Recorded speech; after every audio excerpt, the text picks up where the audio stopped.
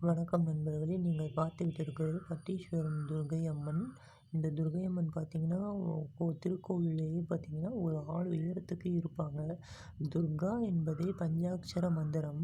துர்கா துர்கான்னு சொன்னாலே போதும், நமக்கு வரக்கூடிய துன்பங்கள் எல்லாமே சரியாகிரும். ராகு காலமே அம்பிகைக்கு உகந்த நேரமாக சொல்லப்படுகிறது.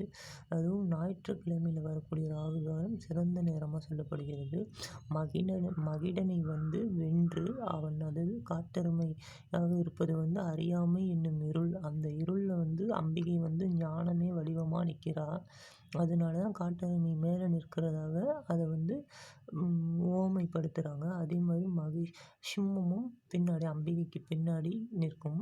அம்பிகை பார்த்தீங்கன்னா 8 திருக்கரங்களோட சங்கு, சக்கரம், அம்பு, வில், வாள், பிறகு கேடயம் தாங்கி அபயஹஸ்தமும் கைய இடுப்புல வச்சபடி, அ எப்படி சொல்றது, ஒரு கம்பீரமான தோற்றத்துல அம்பிகை நமக்கு காட்சி தருவாள்.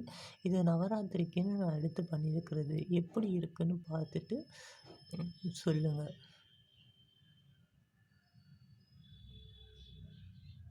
கிட்டக்க காமிக்கிறேன், நீங்களே பாருங்க. என்னோட கேமராவும் சரியில்லை, மொபைலும் சரியில்லை. அதனால ஓரளவுக்கு பிளர் ஆகுது. கொஞ்சம் அட்ஜஸ்ட் பண்ணிக்கோங்க.